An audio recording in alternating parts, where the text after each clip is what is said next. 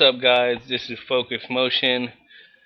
Um, Coming today is a Tuesday, the day after Labor Day Labor Day holiday, and I know I posted a hand history review of the 5Cubed I played 5 days ago, and I wasn't really happy, so I did a little review and kind of talked about my lines of play that I wasn't too happy about.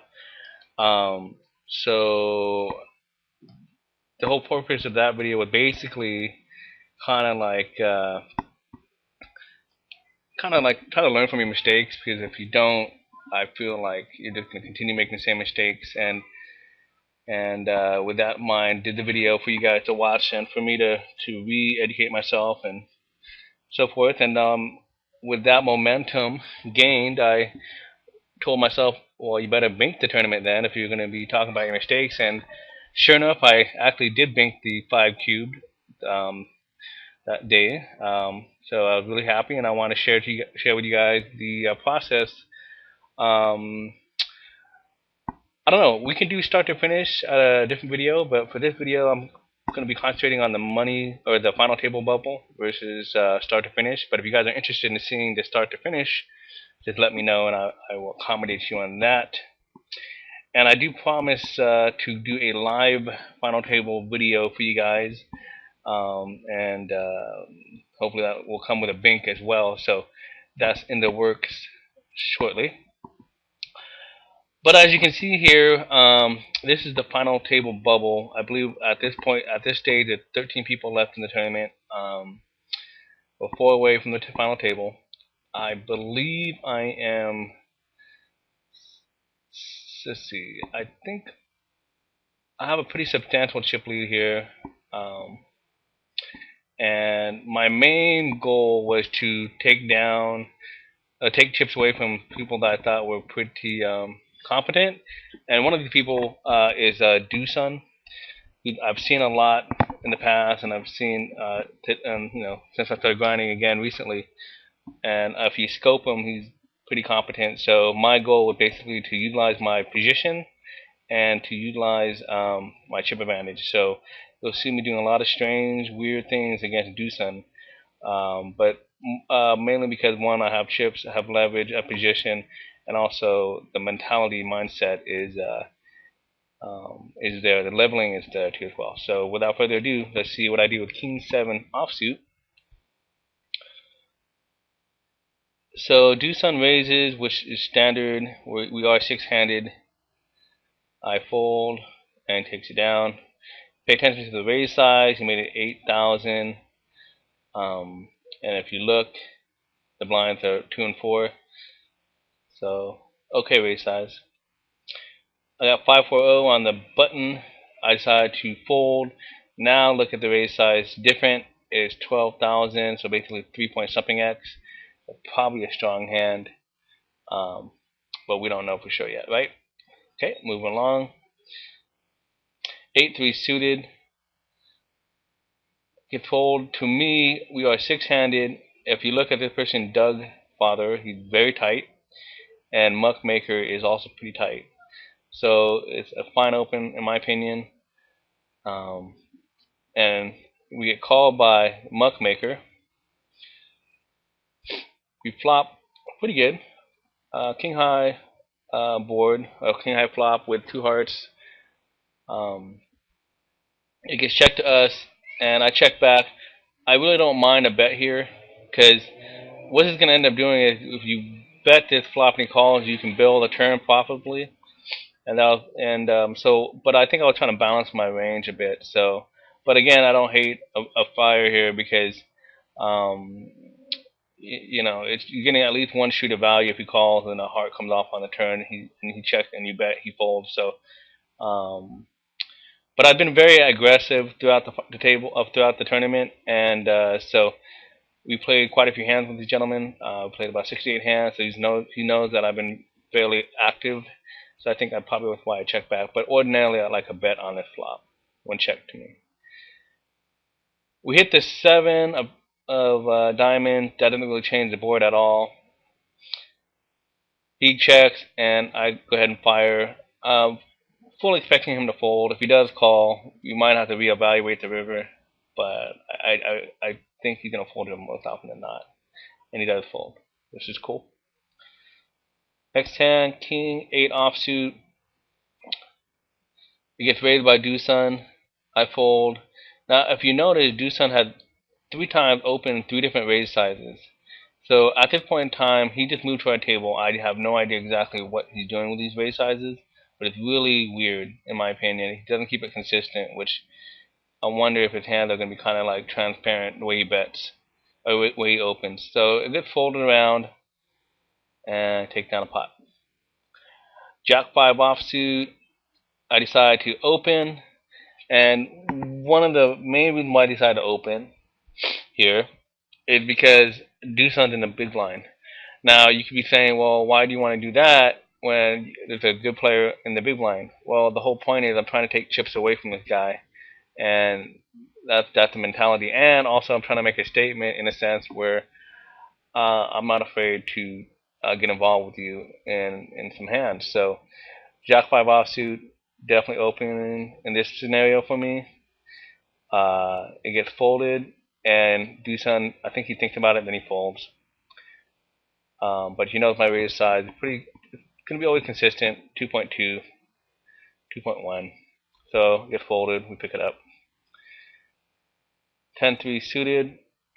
We get shoved by Indy. ISO shoved by Muckmaker. We obviously fold, and we get shown 10 Jack and Ace Jack suited. Perfectly standard. And Indy is able to get there and live to fight another day. Fair enough. It gets folded. I like this raise. Indy, as you can tell, is very tight. 18 big blinds, so you really can't jam because even though this person's tight, if he does call you, you're gonna get crushed pretty much always. And so I like an open here, and I think Indy obliges and folds. Yep, get the fold, which is nice. 10-7 offsuit, I would imagine I open, except for that happening. So it looks like we get a limp UTG by Muckmaker. On Ondu Gringo decides to get it in, and Doosan ISO shoves over that. So those 2 lines right there are pretty strong. We're looking at probably premium hands like Ace King, Ace Queen, etc. Ace King, so forth. I fold Muckmaker. Real interesting. He folds, and he only had like 10 big blinds, so kind of have to question what's he doing, right? Limp folding. But anyway, he get Ondu has Jacks, and Doosan has Ace King. Binks and Ace on the flop, and good game, Mr. Andre Gringo. And that's the result that we didn't want. I actually was during the tournament. I was actually rooting for a Jack because I didn't want this guy to have chips. Ace King suited makes us feel better about the last pot. It gets raised by Doosan. Now he makes a weird line, weird bet size. So we decide to go ahead and bump it up a little bit because we do want to get involved in the pot with him. We don't want to blow him out of his hand because we do want to keep the weaker aces in his hands. So if we flop an ace, we both flop an ace, there's a good chance we might be able to get it in. We have position, so we're not afraid of him if he calls. On the flip side, if he decides to raise, it almost are considered either flatting or getting it in. Kind of speculating on the flop and see what's up, but we are kind of deep too, so it'd be very interesting what would happen if that was the case. But I don't think that was the case. I think we'll find out. I'm not quite sure. Decides to call. Okay, so we're in position. 41 big blinds effective. You can see right here, Doosan has 41 big blinds, and the flop comes pretty harmless in terms of my holdings. He could have Ace Queen here, and he definitely could play Ace Queen like that. But we would have to evaluate what he does on the flop. I remember we took the initiative by 3-betting him, so more often than not he's going to check this flop, which he does. We decided to go ahead and bail half pot. Now, this is pretty strong, but we have to continue our strong line because remember we 3-bet pre-flop.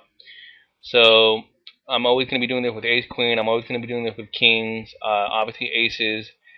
Um, I'm always going to be doing this with 18 suited, like with clubs.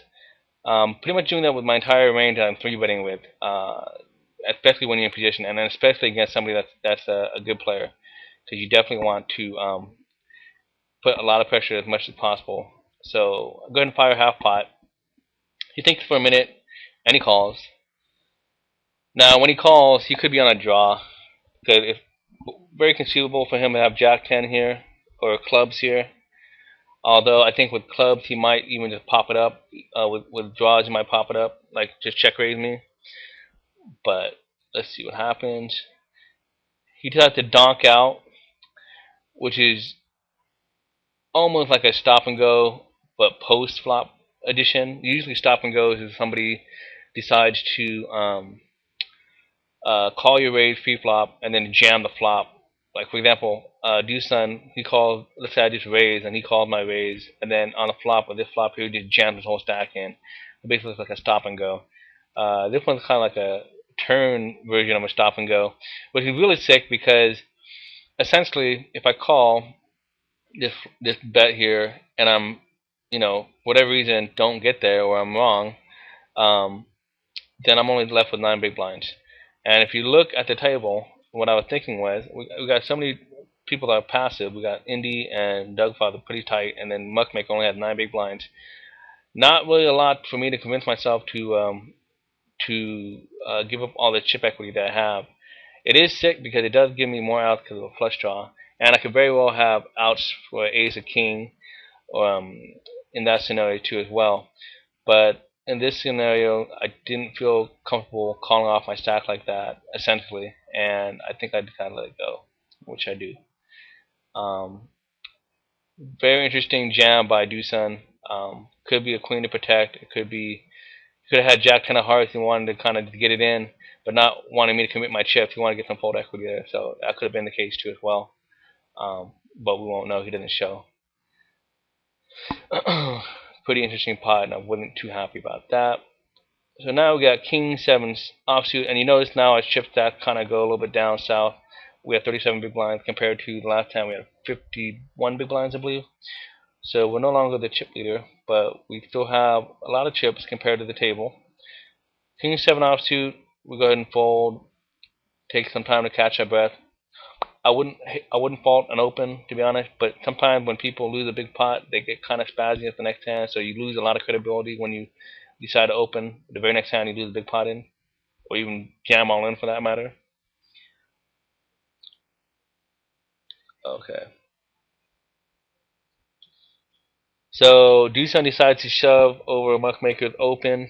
Muckmaker calls. Ace Jack versus King 9. I'm not a really big fan of that shove by Doosan.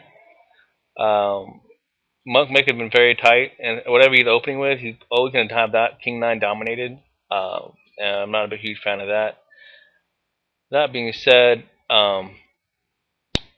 Muckmaker decided to get some chips. And that's fine for us because we want Doosan not to have the chips there. 9-2 offsuit. We get raised, and again, kind of making sure that the image is that of someone that isn't afraid to play back. People that especially that are known, proven tournament winners and regs. Competent regs, that is, and we want to make sure that we convey that we're not going to be pushed around in a sense, and also we want to take chips away from the people that are good, considered good in the tournaments. So with my 9-2 offsuit that gets blind versus blind, we're 5-handed. Doosan raises. I elect to 3-bet with my 9-2 offsuit, and obviously if he 4-bets me, I'm just folding. But definitely looking to take down the pot here and then. And my sizing is that it was not too big where it looks like I'm trying to get him to fold, but it looks small enough so it looks value-ish, like I have like maybe kings or queens in this spot, or ace king for that matter. And a good result for us. We get a fold. Yeah, we really messed with Duson's head in later hands, and then that was the whole point. And other people that I figured were have good chances of winning the tournament, I made sure that they didn't have chips coming to the final table. That was my goal for that matter. Got queens here in a small. Muckmaker open 3x, and we just decided to get it in. The reason being, it's an aggressive move, but we're not gonna have basically play guessing games with him. In other words, if he has, like if he just calls our three bet, so let's say we three bet at like 36,000 or whatever, or no, actually I would probably three bet like 25, 26, something like that around there, maybe 30,000. I mean, of course he would jam it in, but we just want to get it in here and just have no guessing games in a sense. You could argue for inducing, like in other words, make it 25,000 or something like that, so you can just shove it in, and then we call off with our queens. But I'd take the more aggressive out, I guess, in this situation. He does call off. He has nines, so he pretty much crushed. And this is another example of why you want to three bet when somebody raising like this, because if you just call his raise and the flop comes 10-6 ace, you check, he probably won't bet, and let's say you do bet, he's probably gonna fold because he's really nervous about the ace, most likely, unless he wants to spaz out and think you don't have it. Which then leads to the result like, well, does he have the ace? In other words, let's say I just called his raise, right? And then this flop comes out. Well, I bet, and he jammed. I'm questioning whether my queens are good, right? So in this scenario, I had to get rid of all those possibilities and let to see all 5 cards and get the chips in the middle. That was my choice. King on the turn, Jack on the river, no good for Muckmaker. Good game, sir. Now we are four-handed, getting closer to the final table. Dusan elects to open. Now, his opening size has been so weird, and I've been noticing that. So that's why I decided to three bet him. And it's a perfect spot to three bet him because one, we're four-handed. Really unlikely he has a big hand. His raise size just looks like he wants to take down the pot right away. It doesn't look like he's trying to get any value. I have the button. We have chips to take him out with. We have a lot of leverage. So why not? We're at the final table bubble. Let's just get some. Let's apply as much pressure as we can to someone that's good. And he decided to call, which is good for us because if he three bets here, we're not quite sure what he's gonna do. But and quite honestly, if he three bets, I'm not quite sure if if he four bets, I'm not quite sure if I might five bet get it in, expecting him to fold because that's probably unlikely. So good result. So he checks, and we again when we three bet, we always have to pretty much barrel to represent strength. We can't give up the initiative because then what are we three betting with pre-flop, right? If we just check back, we're basically saying, oh, I'm three betting with air. That was just the idea. Three bet with air. But anyway, so I would imagine I bet half pot here, and I bet roughly half pot. Very wet board, mind you. Somebody could have Jack 10 here. Somebody could have spades. Someone could have 6-7. You're thinking about what he's calling with three bet with, and it's within the realm of possibility what he's calling with. He could have a king queen this spot. Although, if he does have king queen here, I would imagine he would be getting it in on the flop here once I bet. So he decides to flat, which is kind of interesting because it does look kind of drawy when he does that. Again, the hand that I described that you might have. So the turn comes in ace, which is a very good card for me. It really falls within my three bet range of hands that I three bet with, and I'm fairly confident I'll be able to take it down more often than not once I barrel the turn. He checks, and I do barrel. I barrel about half pot, but keep in mind, our stacks by the turn are getting really shallow, so pretty much the river is going to be a shove. Our stack sizes when it gets to the river, it's easily less than the pot. So it's a good river to shove with. Now, once he called me on the ace turn, though, it isn't likely he had me beat. But let's see what happens. He decided to fold, which again, the ace card was really a good card to bail. And I was able to take a lot of chips away from him, and it was a good result for us. And we really set the tone there, which I'm happy about. Okay, Jack 4 offsuit. And another guy comes over to the table, a bowler who's also pretty well. He's a tournament reg. He does have good stats on the short scope. So Doosan and bowler have good stats there. And again, that's my same thought process to get chips away from these two guys. We have Jack 4 offsuit, and we decided to fold. And I think the reason why I decided to fold in this scenario was because bowler only had 11 big blinds, and so if I open, wasn't really sure if I would like to see a shove by bowler. However, I don't mind raising there because I take it back. Also, kind of more important note, Doug Father had 2 big blinds, so that's a big concern itself. I gotta check the time. Right now we have 21 minutes into the vid. Probably gonna make this 30-minute segments.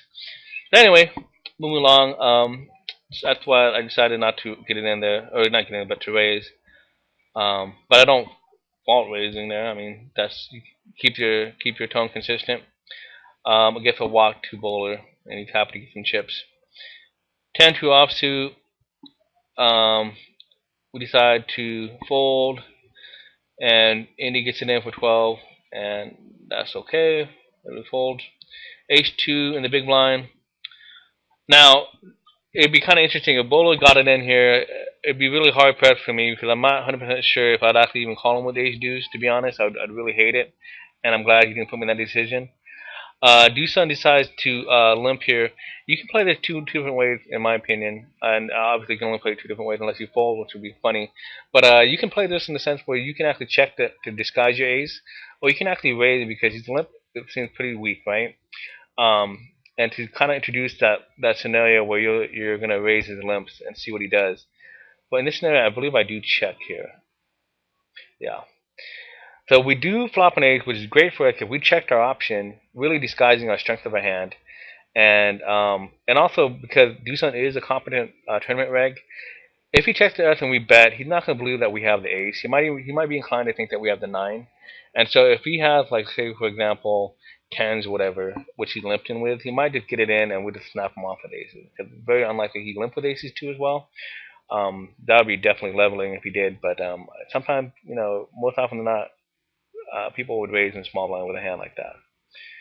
He checks. We go ahead and fire half pot. Again, he calls in this scenario because we kind of disguise our ace. So he calls. Turn comes to 10, which is a little bit concerning because it does start to get more draws out there now with whatever he's limping with. But we always have to figure that we have the best hand here. So he checks, and we check. And this check, okay, so let me kind of explain this. This check basically is allowing him to bluff rivers that he would fold to a turn bet. In other words, if I bet here, he's usually not gonna call here because he's probably floating me. He'll probably float the flop and see what's up. And if I bet this turn, he's more often than not gonna call me. And the only way I'm gonna get some chips if I check the turn and he bluffs the river, and that's exactly what I want him to do. So 3 of spades comes off, which doesn't really help anything. I mean, he could represent that he had a 3 here, but it's way unlikely in my opinion. So he decides to fire pot size bet, over pot size bet. Now, the funny thing is, you can argue that over pot size bet are either strong holdings, like you probably has trip 3s, or air. Given the way I played this hand, I kind of created a story that it would be air for him. Like, in other words, he should bet because I have air. And so what I did was I decided to call. He flips over Queen Jack, which led me to believe that if I did bet the turn, he would actually jam it on me, and I'd probably call it off, which would have been a better result for us. However, we still did get chipped because he did try to bluff the river. and we were able to snap it off, which was nice for us. Queen 5 suited in small blind. I would imagine we're opening here because again, Indy is short and very tight. Essentially, we're just basically getting Indy in, and I don't really hate that because I have Queen 5. I'm trying to take the play away from Indy if he does have something that he wants to play back at. Basically, we're just telling Indy we're committed, get it in or get out, basically. Indy folds. King 9 offsuit. Imagine we're opening if it folds to us. Bowler raises 21 bigs. We fold. And his raise size, if you guys noticed, really substantial, like 6x almost, which is really interesting. Not quite sure why he made it so big. And everybody folds. Doug Father showed 5-4, and Bowler showed Ace 10 offsuit, which, in my opinion, it's not exactly the best move because if somebody ships on you, you're probably beat, and what's the point of opening that big? You know. Unless you're contemplating getting in no matter what. You have 21 big blinds, I guess, in that scenario. So H10 wins. Doug Father had no choice. He's one big blind, so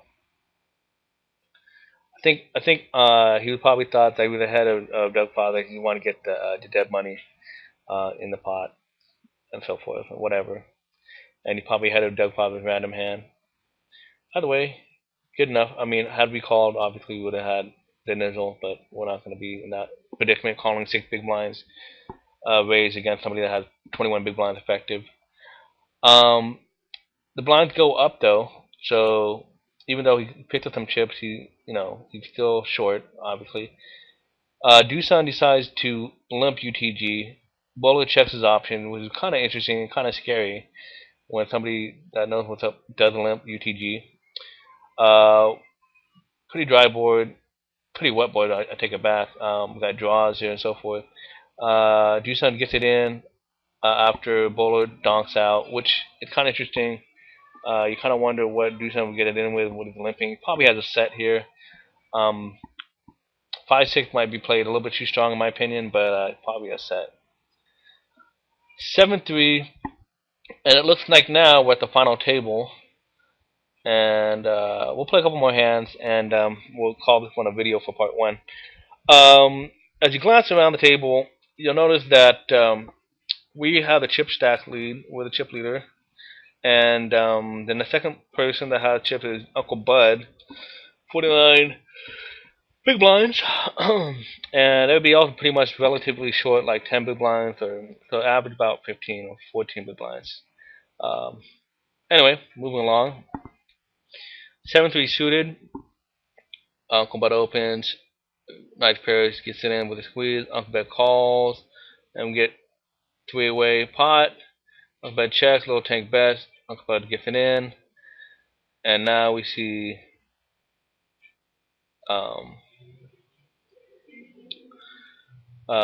trip 9s versus ace jack. Can't fault nice pair for getting in there. It's pretty standard to get in. Uncle Bud had a strong hand on the flop, and Little Tank showed a lot of strength by doing that. I might actually be considered I would actually might just call Little Tank bet on the flop and try to get more money on the turn. But that's well played. 9-8 UTG. I fold. It gets shoved by Doosan, and Diamond gets it in. Let's see if I can move this up a little bit so you guys can see better. Alright, I think that works. Okay, so 18 big blinds shove against Diamond, who's 7 big blinds. Not bad. Queen 2 suited in the big blind. Little Tank calls. Diamond folds. We check our options. We get King Jack 9. We're checking, and Little Tank bets. And we could float, but I like to fold here because I'm not quite sure how Little Tank played. I didn't really play with him much, I don't think. Jacks in the small. Good time to have jacks. I decide to 3x it. Pretty strong, but Indy folds. I would imagine if I 2.2x it, and it would still fold. Yeah. Anyway, Jack 2 suited, open on the button. Indy gets it in, and I think the one reason why I folded here, because I still, we are at the final table. We're not, we're not shorthanded yet. And I want to conserve my image a little bit, so I was willing to fold, even though he had 10 big blinds, and we were getting, and if you look up here, we're getting almost 2-1. But I'm just folding to conserve my my image, and I didn't want to get outed, so to speak.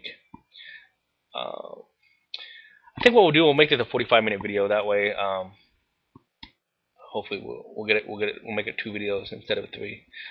All right, yeah. So that's the case there. So he shoves, I fold. Conserving your image is important too, as well, and knowing your image as well is important.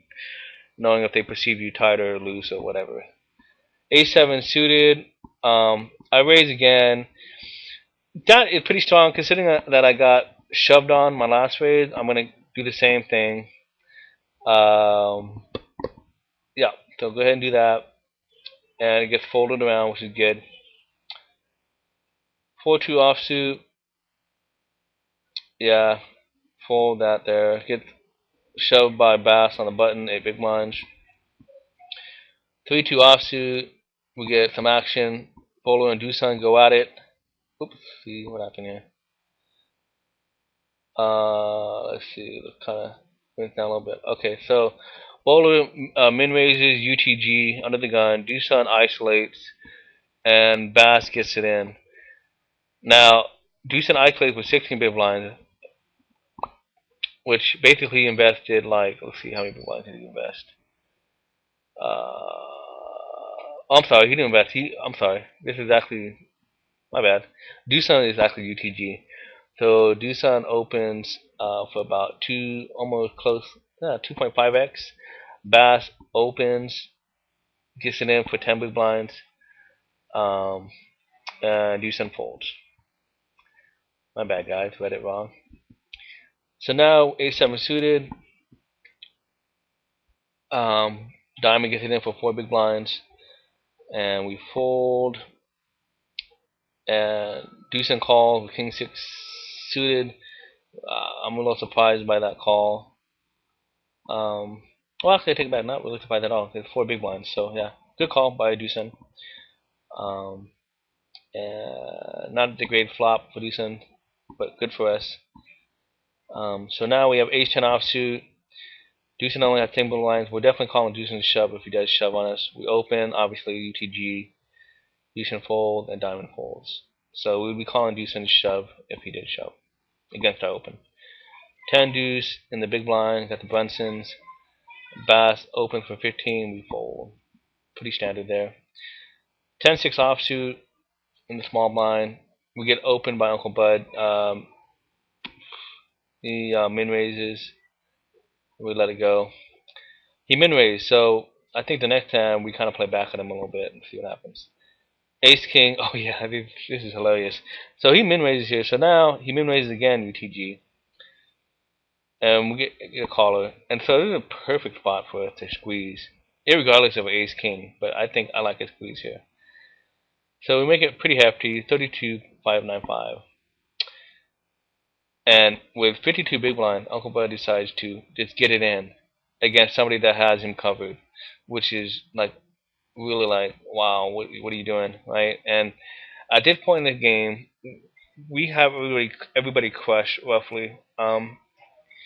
Nobody has a stack that's close to our stack. I mean, the next biggest person would be Bass, and he has 17 big blinds. So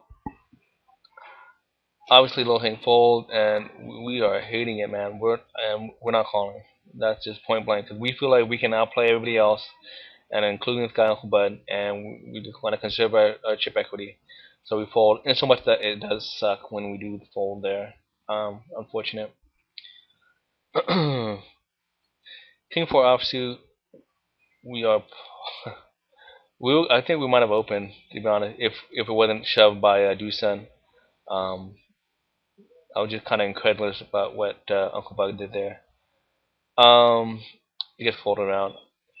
I really didn't know what to put him on, but a couple hands later we get to see what he does and kind of question what he was doing that with. 8-3 offsuit. We're gonna fold to a shove and reshove and an ISO. And so when you see that ISO against the shove reshove, and he 5-bet cold shoves, or let's see, no, I'm sorry, 4-bet cold shoves with twos, you kind of wonder what he had with it when I had ace king, and you kind of get kind of sick to your stomach because you're thinking, man, that's just maybe you lay down the best hand, right? Anyway, he shows deuces, bowler showed jacks, and deuce showed eights. Board runs out, jacks are good, and yeah, just a awful play by the deuces. 4-9 offsuit. We go ahead and fold to do some shove, and it go through. 8-4 offsuit. We open because we've been kind of quiet, and we want to we let people know we're still around and can pick up some chips, and then fold around. King 9-0. We fold. Again, we're trying to balance our range a little bit on image too as well. Uncle Bud gets it in for 49 big blinds, which kind of makes you wonder what the heck's he doing, right? Really doesn't make any sense at all. It's just ridiculous. Queen Jack suited. We get a raise, re-raise by Uncle Bud. And we happily fold.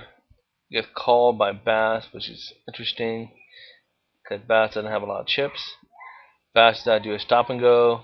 Uncle Bud calls. Bass shows his 10. Uncle Bud calls kings. Now, this scenario you could kind of question. If we run it back real quick.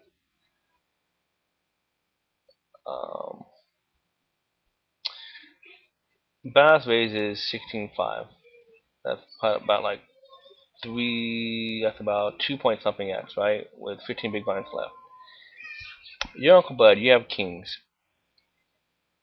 You decide to kind of click them back almost, min raise, with kings. All the other hands he shoved, if you guys remember, which leads me to more and more believe he had a weak holdings in that scenario against my ace king, which makes me kind of sick again. But that's neither here nor there. And Bass didn't get there. He doesn't get his heart draw, and good game, sir. 10-8 offsuit in the small blind. Fold. We fold, obviously. Sorry, guys, go too fast here. The bowler shoves. And Bass folds. Uncle Bud folds. Ace-5 offsuit. Low tank opens. We fold. Uncle Bud ISOs. Low tank calls.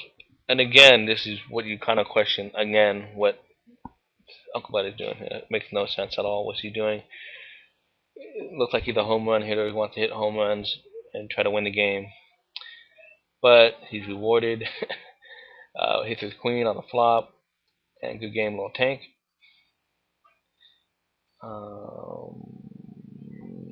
Okay. Ace King. We raise. Obviously ISO. We will be calling off a shove by Uncle Bud. Snap calling. I guess you could argue for a flat and let Uncle Bud get kind of spazzy, but I didn't want to be cute. I just wanted to get it in. 18 versus 8-6. We kicked king on the flop. Good game, Doosan. We were very happy with that result. 6-3 offsuit. We're gonna fold. Indy shoves it in. Bowler calls. King 10 versus Ace Jack. Good game, Indy. And with that, we're gonna stop the video, and we will go on to the next video. I'm interesting. The best things in wrestling. Investing in your kids' ears and nesting. Testing. Attention please. Feel the tension. Soon as someone mentions me. Here's my 10 cents. My 2 cents is free. A nuisance. Who sent? You sent for me? Now this looks like